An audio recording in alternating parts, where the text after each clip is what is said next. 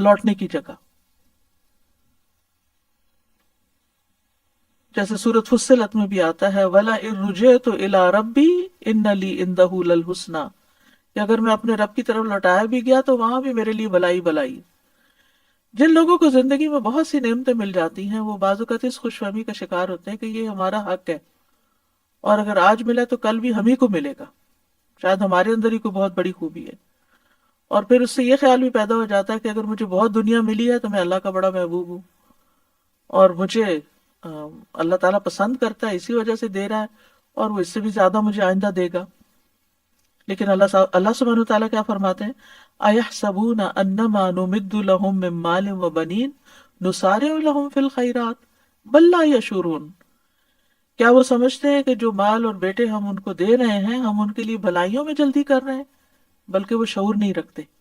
یعنی دنیا میں کسی کو دولت کا مل جانا، دنیاوی مال و متاع کا زیادہ ہو جانا اس بات کی دلیل نہیں کہ کوئی شخص اللہ کا محبوب ہے. آج بھی آپ دیکھیں کہ جن لوگوں کے پاس مختلف طرح کی نعمتیں ہیں وہ بعض اوقات اتنے ہی دین سے دور ہو جاتے ہیں. عموماً انسان کو غرور کس چیز پر ہوتا ہے؟ مال پر، اولاد پر، اپنی خوبصورتی پر، سٹیٹس پر، اپنی ذہانت پر، شہرت پر، اپنی سکلز پر، نیشنلٹی پر، کہ دوسروں کو ان اعتبار سے اپنے سے کمتر دیکھنا.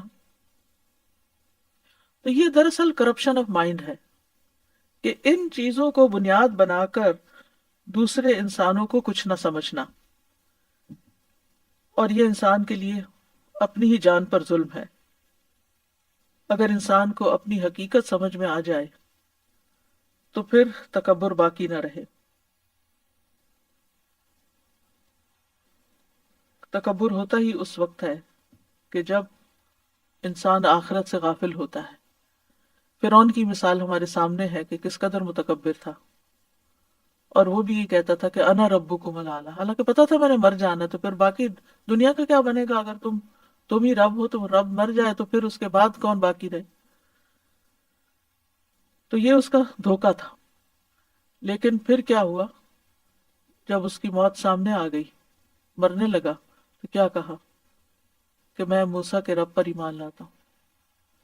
لیکن اس وقت ایمان لانا کام نہ آیا، اور وہ بھی اپنی جان پر ظلم کرنے والا تھا. تو یہ جو غرور ہے یا تکبر ہے یہ انسان کے لیے بہت ہی نقصان دہ چیز ہے. اور کسی بھی چیز پر، چاہے وہ دین کا علم ہو، چاہے وہ دنیا کا علم ہو، چاہے آپ کو کوئی نیکی کرنے کی توفیق اللہ کی طرف سے مل گئی ہو، تو کسی بھی چیز کے بارے میں جب کوئی آپ کام کر لیں تو یہ نہ سوچے کہ میں دوسروں سے بہتر ہوں. ہو سکتا ہے آپ نے دکھا کر کام کیا ہو اس لیے لوگ آپ کی تعریفیں کر رہے ہوں، اور جن لوگوں کو آپ اپنے سے کمتر سمجھ رہے ہیں وہ چھپا کے نیکیاں کرتے ہوں، اور ان کی نیکیاں جو ہیں وہ اللہ کے ہاں زیادہ مقبول ہوں. تو پھر کل قیامت کے دن کیا بنے گا؟ کل پتہ چلے گا، کل فیصلہ ہوگا کہ کون اللہ کا محبوب ہے اور کس کے درجات بلند ہیں اور کون نیکیوں میں آگے ہے. اور یہ جو درجات کی بلندی ہے یہ بھی اللہ کی بہت بڑی نعمت ہے. ابن عباس کہتے ہیں کہ قیامت کے دن جنت میں جانے کے بعد ایمان والوں کی آپس میں ملاقاتیں ہوں گی، لیکن نیچے والے درجے کے لوگ اوپر جا کر اوپر والوں کے پاس نہیں جا سکیں گے. اوپر والے جو ہیں جن کی نعمتیں زیادہ ہوں گی وہ نیچے والوں سے آ کر ملیں گے، کیونکہ اللہ سبحانہ وتعالیٰ نے اوپر کے درجے والوں کے لیے وہ کچھ رکھا ہوا کہ جو کسی آنکھ نے دیکھا نہیں، جو کسی کان نے سنا نہیں، جس کا کوئی تخیل بھی نہیں کر سکتا.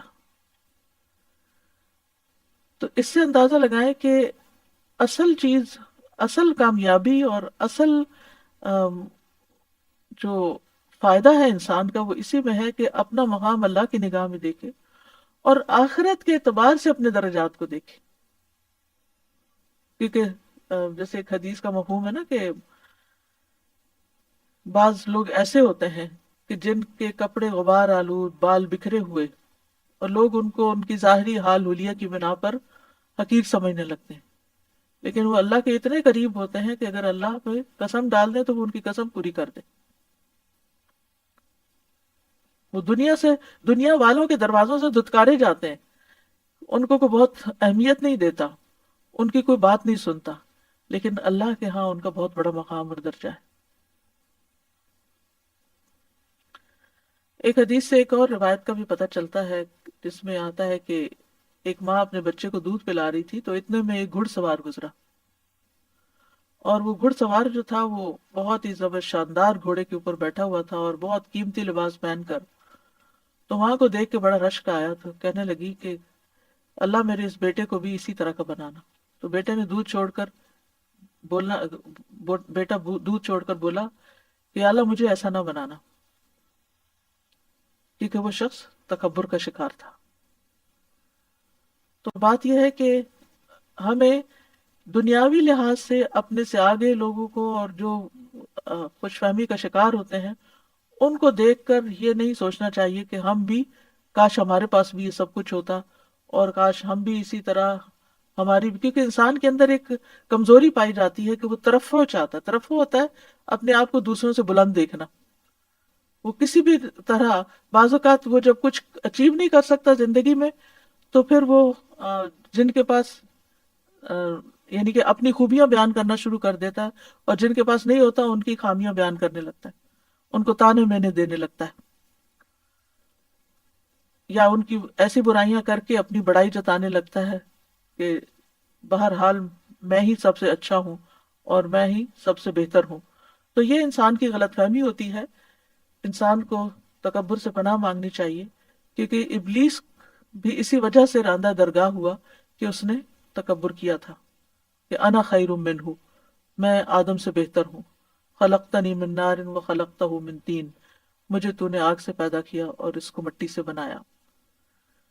بہرحال انسان اگر اپنی حقیقت پر غور کرتا رہے اور یہ دیکھتا رہے کہ میرے سے زیادہ معلوم نہیں کس کس کے بلند درجات ہوں، اور کس کی کون سی نیکی کتنے اخلاص کے ساتھ ہو، اور وہ اللہ کے ہاں کس قدر قبول ہو جائے کہ بڑی بڑی نیکیوں کی بنا پہ شہرت حاصل کرنے والے بہت پیچھے رہ جائیں اور وہ اللہ کے قریب ہو جائیں. قال له صاحبه وهو يحاوره اكفرت بالذي خلقك من تراب ثم من نطفة ثم سواك رجلا. اس کے ساتھی نے جبکہ وہ اس سے باتیں کر رہا تھا اس سے کہا، کیا تو نے اس کے ساتھ کفر کیا جس نے تجھے حقیر مٹی سے پیدا کیا، پھر ایک قطرے سے، پھر تجھے ٹھیک ٹھاک ایک آدمی بنا دیا. قال له صاحبه، اس کو اس کے ساتھی نے کہا. ساتھی کون؟ وہ جو سمجھدار تھا، عقل مند تھا، مسلمان تھا. وہ یحاورہ، اور وہ اس سے بات چیت کر رہا تھا. محاورہ یا ڈائلاگ کہتے ہیں ایک دوسرے کے ساتھ کمیونیکیشن کرنا، کلیئر کمیونیکیشن، بات چیت کرنا جس میں لڑائی جھگڑا نہ ہو اور جس میں اچھی طرح اپنی بات دوسرے کو سمجھائی جائے. اور ویسے بھی جو یہ شخص دعویٰ کا کام بھی کر رہا ہے نا، اس وقت دوسرے اس شخص کو سمجھا رہا ہے، تو جب آپ کسی کو سمجھانے لگے تو جذباتی نہ ہو، غصے میں نہ آئے، بلکہ ڈائلاگ کریں، کمیونیکیٹ کریں، اچھی طرح بات کریں. تو اکفرت بالذی خلقک من تراب، کس طرح خوبصورت انداز میں سمجھاتا ہے، کیا تم اس ہستی کا انکار کرتے ہو جس نے تجھے مٹی سے پیدا کیا؟ تم اپنی اصل تو دیکھو. یعنی انسان مٹی سے بنا اور پھر ایک دن مٹی ہو جائے گا. تو تم، اور مٹی جو ہے ہمیشہ پاؤں کے نیچے ہی آتی رہتی ہے، مٹی روندی ہی جاتی ہے. مٹی جو ہے وہ ایک حقیر چیز ہے جس کی کوئی عام طور پر کوئی ویلیو نہیں ہوتی، کوئی بڑی قیمت نہیں ہوتی. ثم من نطفۃ، پھر نطفے سے یعنی منی سے، ثم یعنی ماء مہین سے، حقیر پانی سے، ثم سواک رجلا، پھر اس نے تجھے درست انسان بنا دیا، پورا مرد بنا دیا. جیسے لقد خلقنا الانسان فی احسن تقویم، بہترین شکل و صورت دی. وصورکم فاحسن صورکم، جیسے اللہ نے چاہا بنا کے کھڑا کر دیا، فی ای صورت ما شاء رکبک. تو یہ تمہیں کیسے زیب دیتا ہے کہ تم اپنی اصلیت کو بھول کر صرف اپنی دولت اور شان و شوکت کو دیکھ کر اللہ کے انکاری ہو گئے ہو.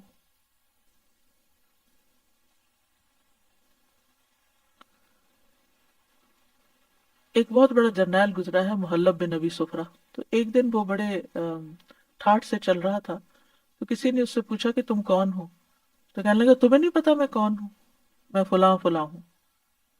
اس نے کہا ہاں مجھے معلوم ہے کہ جو تم منی کے ایک حقیر کیڑے سے پیدا ہوئے ہو اور قبر میں جا کر بدبودار ہو جاؤ گے اور ہر وقت اپنے پیٹ میں اپنا پخانہ اٹھا کے پھرتے ہو. یہ ہے تمہاری اصل حقیقت.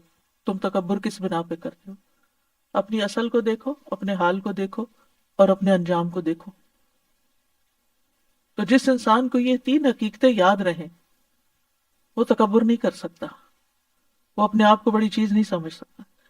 اسی لیے یہاں اس نے یہ نہیں کہا کہ کیا تم اس ہستی کا انکار کرتے جس نے آسمانوں کو پیدا کیا، جس نے زمین کو بنایا، جس نے پہاڑ بنائے. نہیں، تم اپنی حقیقت پہ غور کرو. یعنی تمہارے پیدا کرنے والے، یعنی تمہارے اس انکار پر تعجب ہے کہ تم کچھ نہیں تھے، اللہ نے تمہیں بنایا اور ایک کے بعد ایک سٹیج سے تمہیں گزارا. ان سٹیجز پر ہی غور کرو. اور جب تم ایک درست ہٹے کٹے انسان بن گئے ہو تو اب تم اپنے رب ہی کا انکار کر دو کہ جس نے تمہیں یہ سب کچھ دیا، مناسب اور کامل انسان کے طور پر پیدا کیا، صحیح قامت والا بنایا، صحیح تمہیں آزاد دیے. تو جس رب نے تمہیں مٹی سے بنایا تو وہی رب جب تم مٹی ہو جاؤ گے تو اسی مٹی سے پھر نکال دے گا. یعنی بہت سے لوگ اس بات پہ حیران ہوتے ہیں نا کہ دوبارہ کیسے پیدا ہوں گے، قیامت کیسے آئے گی. تو اس میں حیرانی کی کیا بات ہے؟ پہلے کس سے بنے ہو؟ پہلے بھی تو مٹی سے ہی نکلے ہو نا. آدم علیہ السلام تو بنے ہی مٹی سے تھے، زمین کے چاروں کونوں سے مٹی لی گئی اور اس سے بنے. اور پھر اس کے بعد یہ ہے کہ جب انسان یعنی جس مادے سے بنتا ہے وہ بھی انسان مٹی سے ہی غذائیں لے کر کھاتا ہے اور پھر اس سے وہ مادہ بنتا ہے اور پھر اس سے ما سبب، کیا وجہ ہے، تاجیل العقوبہ، جلد سزا دینے کی، لحاظ الکافر المذکور، اس شخص کو جو کافر تھا، فی الآیت، اس آیت میں، ما ان اللہ تعالی، باوجود اس کے کہ اللہ تعالیٰ کا دیومت کے کافرین، سامان عطا کرتا ہے کافروں کو، کثیرین، بہت سو کو، طول حیاتہم، ان کی ساری زندگی. یعنی بعض لوگ جو اللہ کو نہیں مانتے ساری زندگی ان کے پاس بڑی نعمتیں ہوتی ہیں تو وہ ان سے نہیں چھینتا، لیکن اس شخص سے کیوں چھین لیا؟ اس کے تکبر اور کفر کی وجہ سے.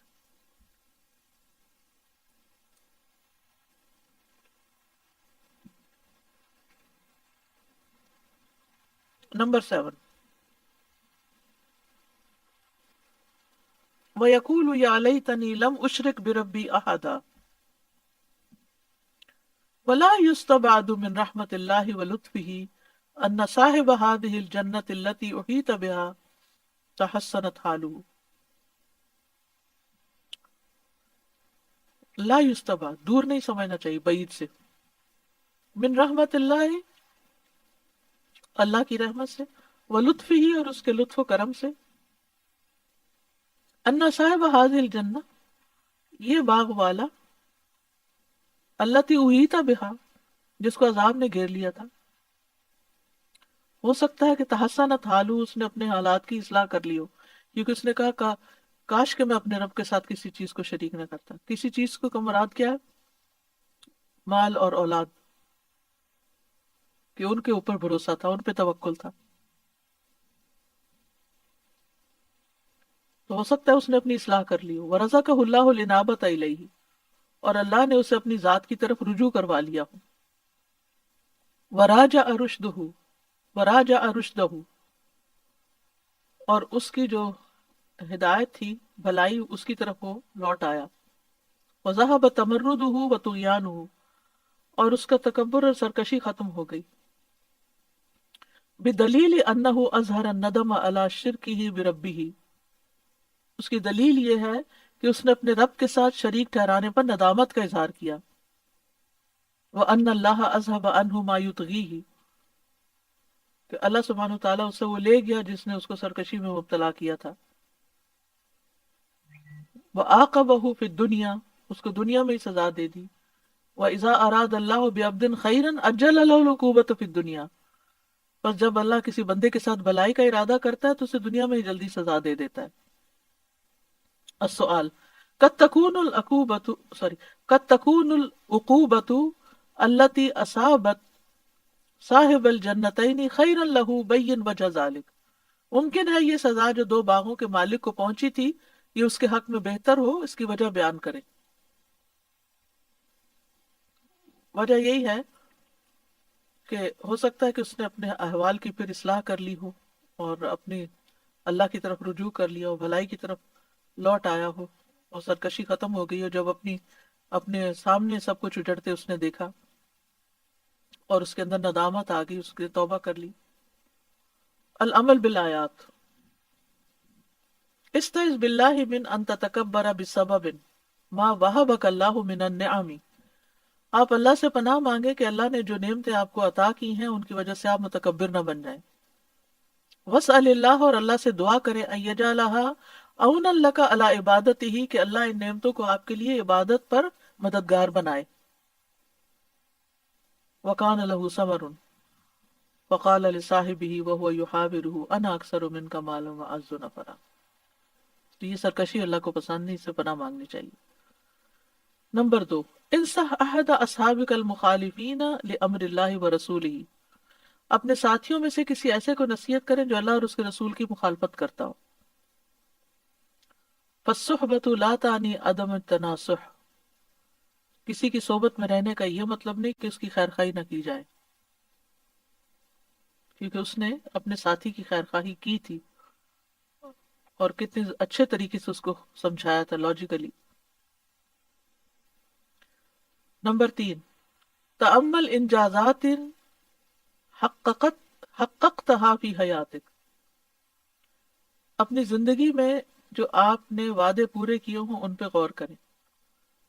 وانسب الفضل فیہا الی اللہ تعالی، اور ان کو پورا کرنے پر اللہ کی طرف، اللہ کے فضل کی طرف منسوب کریں کہ اللہ کے فضل سے میں نے یہ سب کچھ کیا. وَقُلْ مَا شَاءَ اللَّهُ لَا قُوَّةَ إِلَّا بِاللَّهِ. یعنی اپنی جو بھی اچیومنٹس ہیں کسی بھی قسم کی، یہ جو انجازات ہوتے ہیں نا، کامیابی یعنی جو آپ نے حاصل کر لیا، ان سب پر ماشاء اللہ کہیں، لا قوت الا باللہ، کہ اللہ ہی نے کروایا. ولولا اذ دخلت جنتک قلت ما شاء اللہ لا قوت الا باللہ ان ترنی انا اقل منک مالا وولدا. نمبر 4، استغفر اللہ من نعمت نسبتها الى نفسک. اس نعمت کے بارے میں اللہ سے بخشش مانگے جو آپ نے اپنی ذات کی طرف منسوب کی، کہ یہ میں نے کیا، یہ میری محنت ہے، یہ میری کوشش ہے، یہ میری عقل مندی ہے. وَنَسِيتَ فِيهَا فَضْلَ اللَّهِ عَلَيْكَ، اور اس نعمت کے متعلق آپ اپنے اوپر اللہ کی مہربانی کو بھول گئے. وہ سورۃ الضحیٰ میں آتا ہے نا، نبی صلی اللہ علیہ وسلم کو خطاب کر کے اللہ تعالیٰ فرماتے ہیں کہ یعنی سارے حالات کو اچھا میں نے کیا آپ کے لیے. انسان جو اچیو کرتا ہے اور جو مشکلات سے نکلتا ہے سب اللہ کے فضل سے ہوتا ہے.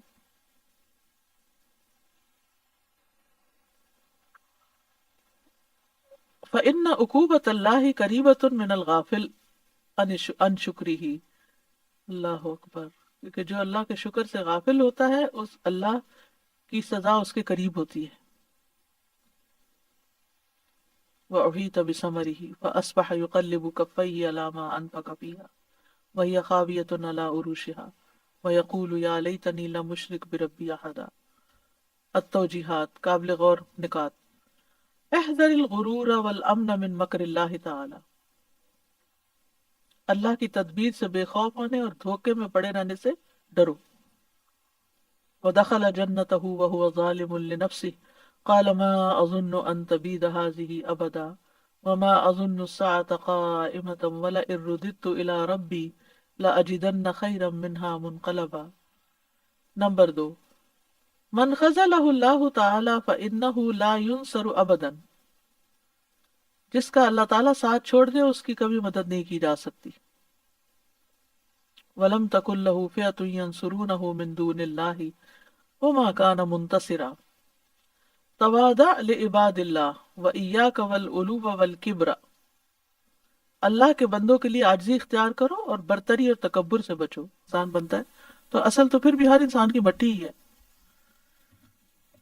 सूरत अल-मोमिनून में आता है वलक़द खलक़नल इंसाना मिन सुलालतिन मिन तीन थुम्मा जअलनाहु नुतफ़तन फ़ी क़रारिन मकीन थुम्मा खलक़नन नुतफ़ता अलक़तन फ़खलक़नल अलक़ता मुज़ग़तन फ़खलक़नल मुज़ग़ता इज़ामन फ़कसवनल इज़ाम लहमा थुम्मा अंशअनाहु खल्क़न आखर फ़तबारकल्लाहु अहसनुल खालिक़ीन। और बिलाशुबा यकीनन हमने इंसान को हकीर मट्टी के एक खुलासे से पैदा किया, फिर हमने उसे एक कतरा बनाकर एक महफूज ठिकाने में रखा, फिर हमने उस कतरे को एक जमा हुआ खून बनाया, फिर हमने उस जमे हुए खून को एक बोटी बनाया, फिर हमने उस बोटी को हड्डियां बनाया, फिर हमने उन हड्डियों को गोश्त पहनाया, फिर हमने उसे एक और सूरत में पैदा कर दिया। सो बहुत बरकत वाला है अल्लाह जो पैदा करने वालों में सबसे अच्छा है। फतबारकल्लाहु अहसनुल खालिकीन, बनाने वाला तो तुम्हें कोई और है और तुम तकब्बुर किस बिना पे कर रहे हो, तुम अपने आप को बड़ा किस बिना पे समझ रहे हो।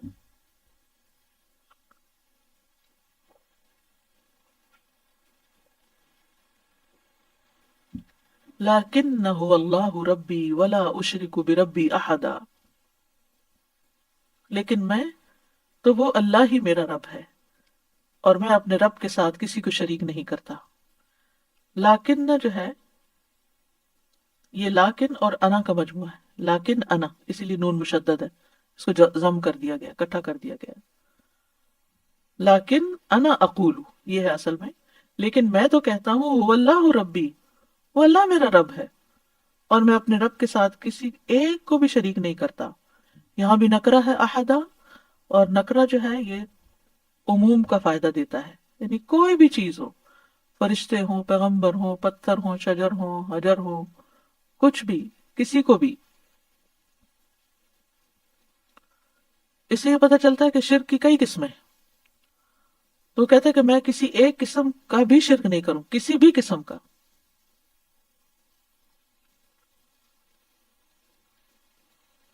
शिर्क छोटा भी होता है, शिर्क बड़ा भी होता है, लेकिन यहाँ पर वो उसको वाज़ेह अंदाज में बताता है। अब इसमें आप देखिए कि जब वो गुफ्तगू कर रहा है तो कितने जचे तुले अल्फाज में ये दावा का एक बेहतरीन स्टाइल है, दलाइल भी दे रहा है, हकीकत भी समझा रहा है, और फिर अपनी पोजीशन भी बता रहा है कि मैं तो शिर्क नहीं करता, तुम करते हो तो तुम्हारी मर्जी, लेकिन मैं अपने रब के साथ किसी को शरीक नहीं ठहराता।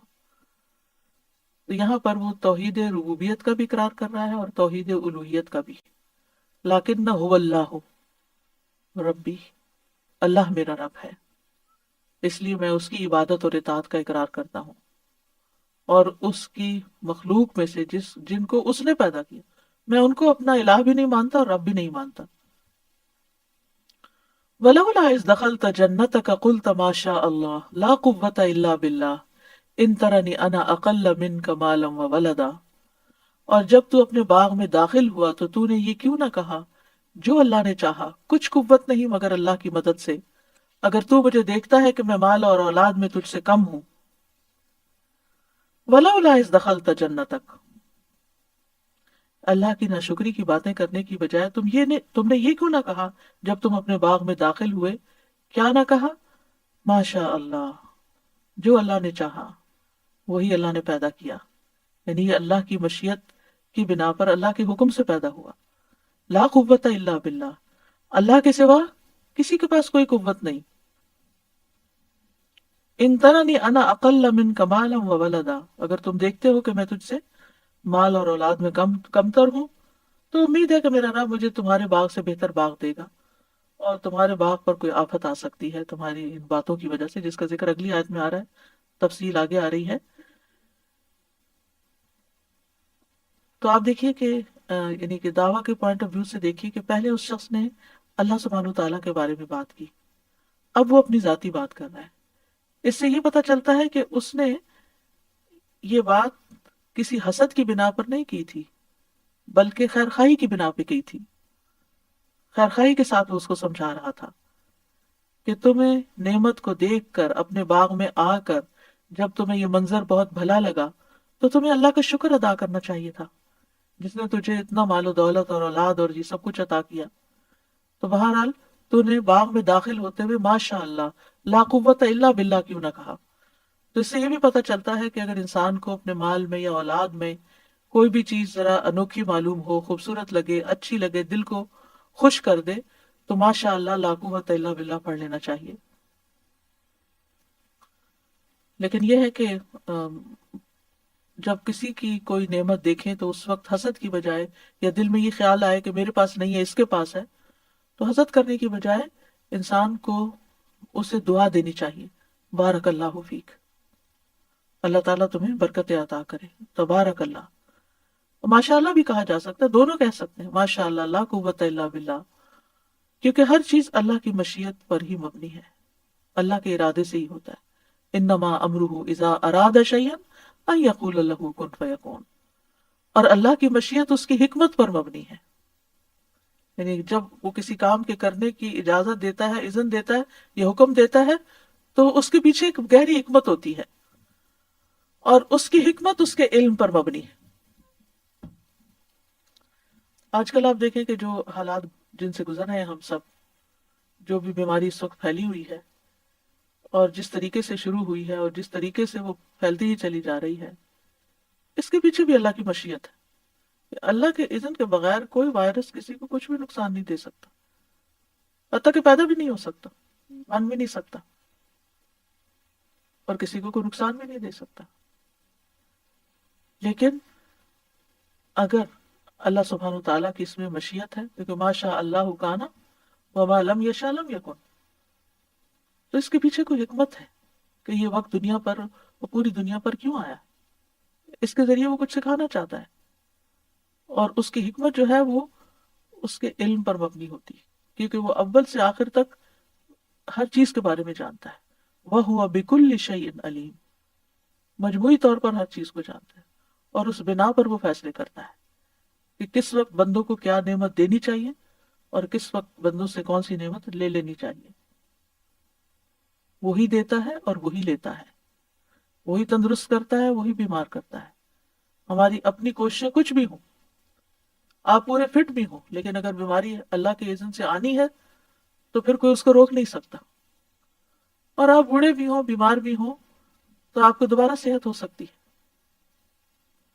تو اس لیے ہمیں ایک تو کیوں نہیں کرنی چاہیے کہ کیوں ایسا ہو رہا ہے اور کیوں ویسا ہو رہا ہے، اپنے طور پہ سوچے کہ ہمارے اندر کیا کبھی کوتاہی تھی کہ ہمارے اوپر ایک ایسی آزمائش آ گئی ہے۔ لیکن اللہ سبحانہ تعالیٰ پر، اللہ تعالیٰ کے کسی بھی فیصلے پر، چاہے وہ ہماری پسند کا ہو یا ہماری پسند کا نہ ہو، ہمیں اعتراض کی کوئی گنجائش نہیں، ہمیں کوئی اجازت نہیں، اور ہمیں کوئی اختیار نہیں کہ ہم اللہ تعالیٰ کے فیصلوں کو چیلنج کریں یا اللہ سبحانہ تعالیٰ کے فیصلوں کا کو نعوذ باللہ ظلم پر مبنی قرار دیں یا کسی بھی طرح اس سے ناراض ہوں۔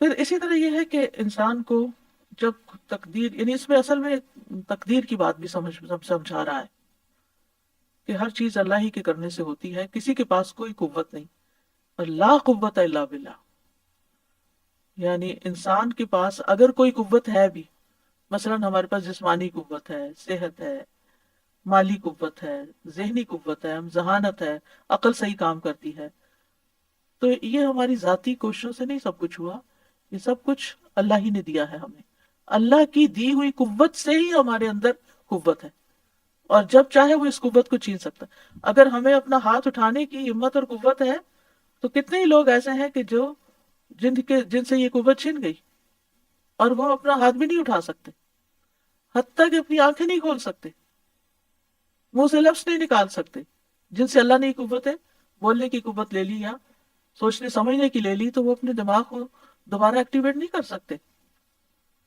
اور اللہ ہی چاہے تو صحت واپس لوٹ کر آتی ہے، وہ نہ چاہے تو نہیں ہو سکتا۔ کون سی چیزیں جو ہمارے اختیار میں ہے؟ سب کچھ تو اسی کے اختیار میں ہے۔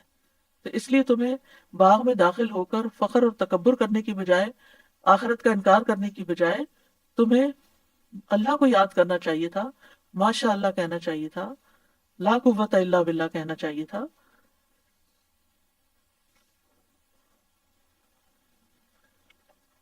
تو وہ کہنے لگا اچھا یہ جو لا قوت الا باللہ ہے نا، اس کا جو عام طور پر کلمہ ہم پڑھتے ہیں وہ لا حول ولا قوت الا باللہ ہے، اس میں حولہ کا لفظ کا اضافہ ہے۔ حولہ کا مطلب تو تبدیلی، یعنی ہمارے موجودہ حالات میں تبدیلی نہیں ہو سکتی جب تک اللہ نہ چاہے۔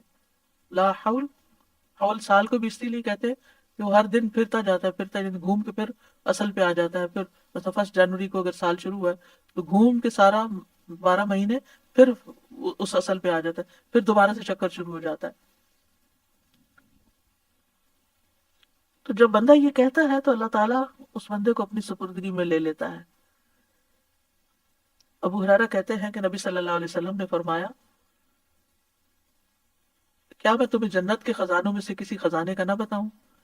میں نے عرض کیا کیوں نہیں؟ آپ نے فرمایا لا حول ولا قوت الا باللہ۔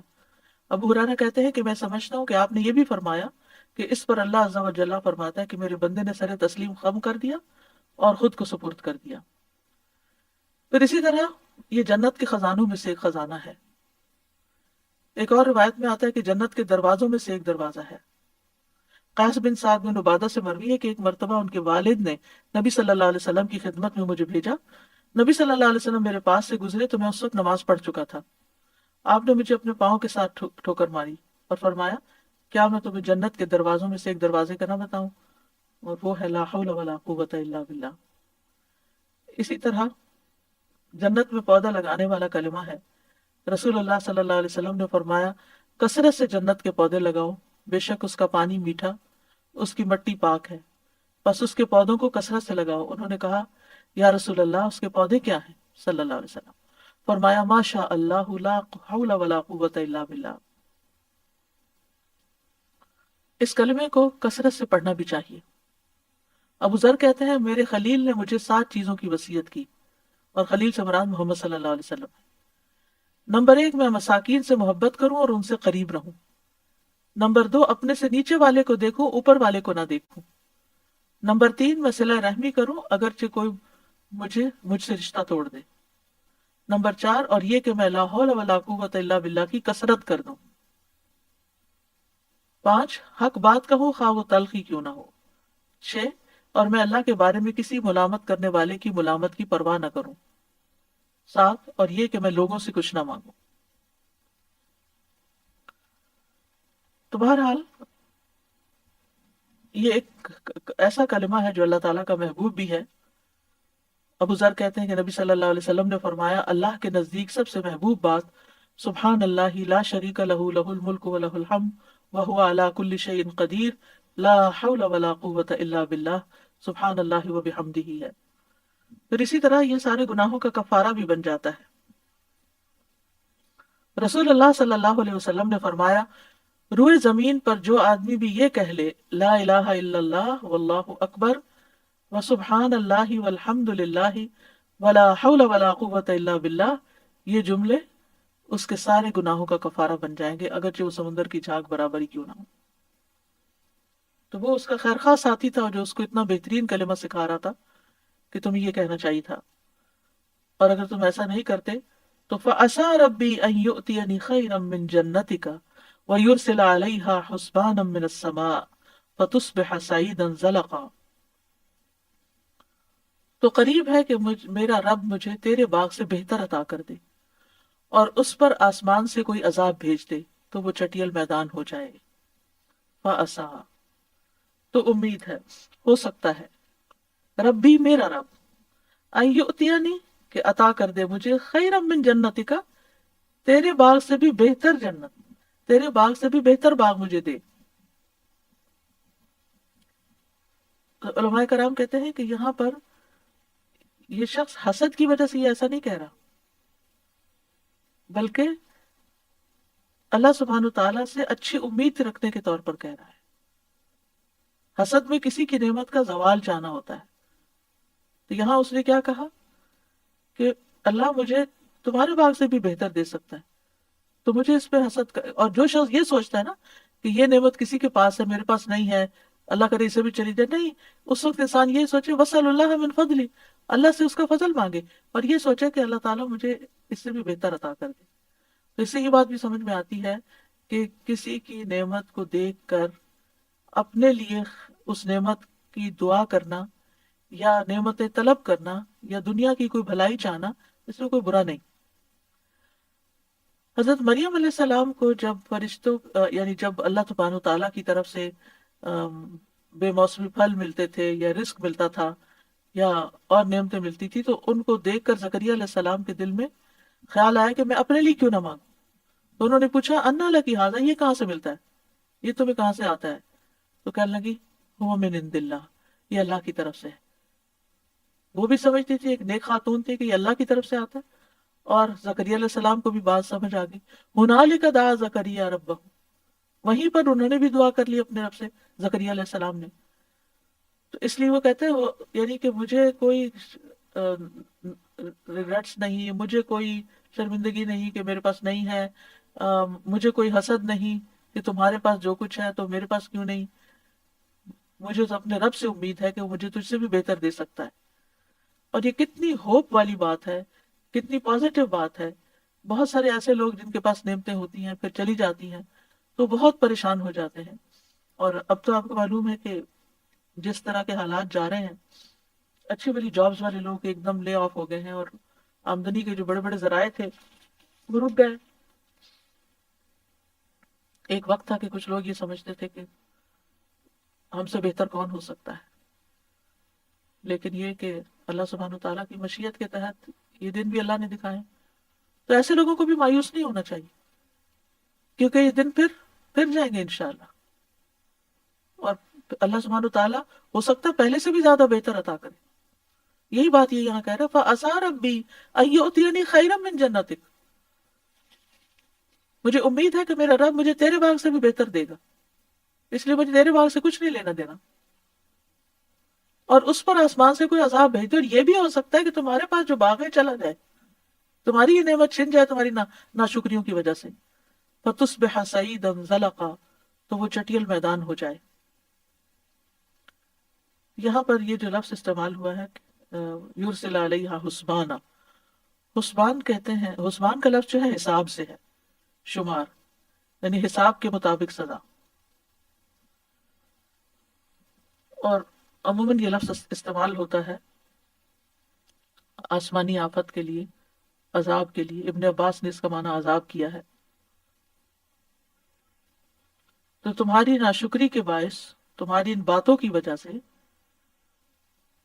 اللہ تم پر کوئی حساب یعنی کوئی عذاب بھیج سکتا ہے، کوئی آسمانی آفت آ سکتی ہے۔ تو یعنی ویل کیلکولیٹڈ کے معنوں میں آ رہا ہے ایک طرح سے، کہ ایسا عذاب جو واقعی جتنا آنا چاہیے، اللہ نے ہر چیز کو گن رکھا ہے، اس کا حساب کر رکھا ہے۔ من السماء، آسمان سے۔ اب یہاں پر خالی عذاب کی بات نہیں اس نے کی، آسمان سے کچھ ٹوٹ پڑے، کیونکہ آسمان سے کسی بھی چیز کا آنا جو ہے اس کو انسان روک نہیں سکتا، چاہے بارش ہو، چاہے برف ہو، چاہے اولے پڑ رہے ہوں، چاہے ہوائیں چل رہی ہوں، جو آسمانی آفات ہیں ان کے آگے انسان بالکل بے بس ہے۔ تو آسمان سے اگر کوئی چیز آ گئی تو تم مقابلہ نہیں کر سکو گے، تم اس کو روک نہیں سکو گے۔ اور یہ جو وبائیں ہوتی ہیں یہ بھی اوپر سے اترتی ہیں۔ ہمارے دین سے ہمیں کیا پتہ چلتا ہے کہ سال میں ایک رات ہوتی ہے کہ جس میں وبائیں نازل ہوتی ہیں، اور اسی لیے رات کو برتنوں کو ڈھانپ کے رکھنے کا حکم دیا گیا کہ جو کھلے ہوتے ہیں پھر وہ ان کے اندر گھس جاتی ہیں، اور پھر انسان اگر ان میں کچھ کھاتا پیتا ہے تو انسان وہاں سے وائرس کیچ کر لیتا ہے یا وہ بیماری کیچ کر لیتا ہے، اور پھر انسانوں سے انسانوں میں پھیل جاتی ہیں۔ فتصبح، تو تم صبح کرو، کیونکہ صبح کا لفظ اس لیے آیا ہے کہ انسان ریسٹ کر کے اٹھتا ہے، ایک نیا دن ملتا ہے، اور نئی امنگیں ہوتی ہیں انسان کے دل میں کہ آج یہ بھی کرنا ہے، یہ بھی کرنا ہے، یہ اچیو کرنا ہے، یہ چیز ملے گی۔ تو اتنے میں اچھی خبر کی بجائے کوئی بری خبر آ ملے انسان کو۔ فتصبح سعیدا، سعید کہتے ہیں زمین کو، خاک کو، زلقا، صاف، یعنی زمین جو ہے وہ ایسا پتھر بن جائے کہ کچھ اگا ہی نہ سکے اور دوبارہ باغ بھی نہ لگ سکے۔ زلق اصل میں ایسی صاف چیز کو کہتے ہیں جس میں پھسلن ہو۔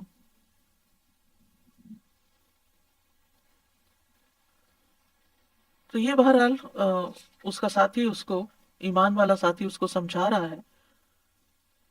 اور پھر آسمانی آفت کے بعد او یصبح ماؤها غورا، فلن تستطیع لہ طلبا، یا اس کا پانی گہرا ہو جائے پھر تو اسے کبھی تلاش نہ کر سکے گا۔ غورن کا لفظ جو ہے یہ غارہ یغور غور سے ہے، پانی کا زمین کے اندر گھس جانا، پانی کا خشک ہو جانا۔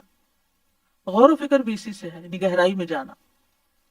فلن تستطیع لہ طلبا، تو تم طلب کرنے پہ بھی نہ پا سکو گے۔